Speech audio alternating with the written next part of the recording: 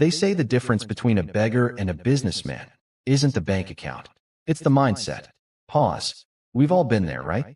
Feeling like the world owes us a break. Like we're putting in the time, showing up, but getting nothing back. But here's the hard truth. Showing up isn't enough. Let me tell you the story of Jackson. Now, Jackson was a guitar player in Chicago. A good one, actually. Every single morning, rain or shine, he'd drag his battered acoustic guitar case down to the subway station at Wicker Park. He'd open the case, throw in a couple of his own dollar bills, to seed the tip jar, and he would play. For hours. He played the classics. The Beatles. The Eagles. Stuff everyone knows. But most people, they just walked right past him. They were glued to their phones, rushing to work, dodging him like he was an obstacle. Jackson would watch them pass, and he'd get bitter. He'd think, man, these corporate sellouts. They have six-figure salaries, and they can't even toss a buck to a struggling artist? I'm out here pouring my soul out. He felt entitled to their attention. He felt like a victim of a cold, unfeeling city. Short pause. One Tuesday, a particularly gloomy day, Jackson was strumming a sad version of Hotel California. A man in a sharp, navy blue suit stopped right in front of him. This guy looked like he owned the building. Polished shoes, focused eyes. Jackson perked up. He thought, here we go. Finally, a big fish. This guy's gonna drop a 20.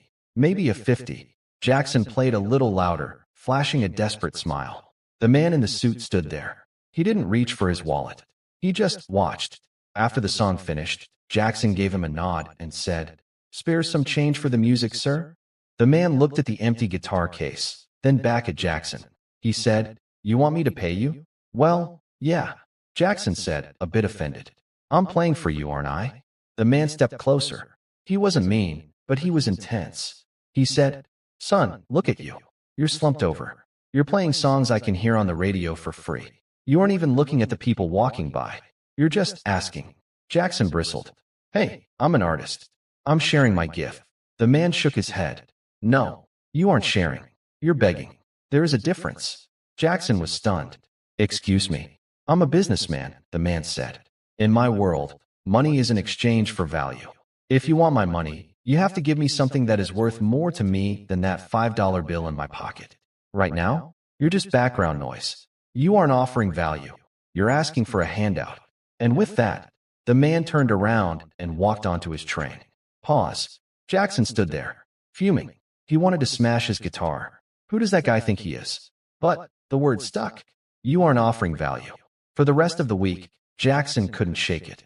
He watched the people passing by, really watched them, and he realized the man was right. He wasn't connecting. He was just a vending machine that played music, expecting coins to drop in. He thought, okay, if this is a business, what am I selling? What can I trade? He didn't have money. He didn't have a product.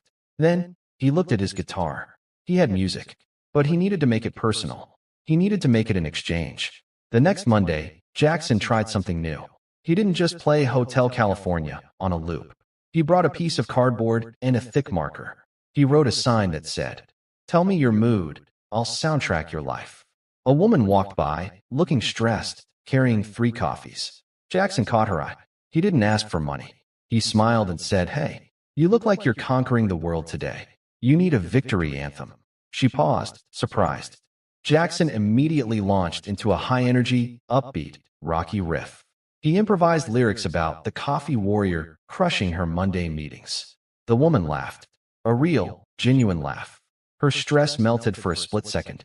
She reached into her purse, pulled out a $5 bill, and dropped it in the case. She said, "Thanks. I needed that."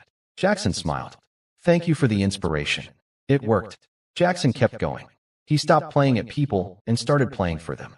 A couple walking hand in hand. He played a soft, romantic ballad and winked at the guy. A kid running past. He played the Super Mario theme song. A guy looking sad. He played a gentle, hopeful melody and gave him a nod of solidarity. He wasn't begging anymore. He was trading. He was trading a moment of joy, a moment of connection, for their money. And the result? His case started filling up. Not just with ones, but with 5s, 10s. People were filming him for their social media. He wasn't invisible anymore. He was a feature of the station. Pause. 6 months later, Jackson is at the same spot, but he looks different. He's standing tall. He's wearing a nice jacket. He's got a small crowd gathered around him. The train pulls in. And who steps off? The man in the navy blue suit. He walks past the crowd, checks his watch, and starts to head for the exit. Then he hears it. He hears the energy. He stops and looks over the heads of the crowd. He sees Jackson. Jackson spots him too. He stops the song. The crowd goes quiet. Jackson steps up to the microphone. Yeah, he bought a portable amp with his earnings. Ladies and gentlemen, Jackson says into the mic, hold on 1 second. Jackson walks through the crowd, right up to the businessman. The man looks surprised. I remember you, the man says. You're the guitar kid. Jackson smiles. He extends a hand. I'm Jackson, and I have something for you. He reaches into his pocket and pulls out a crisp $20 bill. The businessman looks confused. What is this? This, Jackson says, is a refund for the advice you gave me. You told me to stop begging and start trading. Well, business is booming. The crowd laughs. The businessman stares at the bill, then looks up at Jackson with a newfound respect. He pushes the hand away gently. Keep the capital, the businessman says, smiling. Reinvest it. You've got a good product. I don't just have a product, Jackson replies. I have a business. I'm not a street performer anymore. I'm a mood architect. The two men shook hands. Equals. Long pause. Jackson packed up that day and eventually moved on from the subway. He started booking real gigs, private events, weddings. He understood the secret. See, life is just a series of exchanges. If you walk into a room, or a job, or a relationship, thinking, what can I get? What can I take? You will always be a beggar. You will always be at the mercy of other people's generosity. But if you walk in thinking, what can I give? How can I add value to this person's life? Then you become a businessman. You become a partner.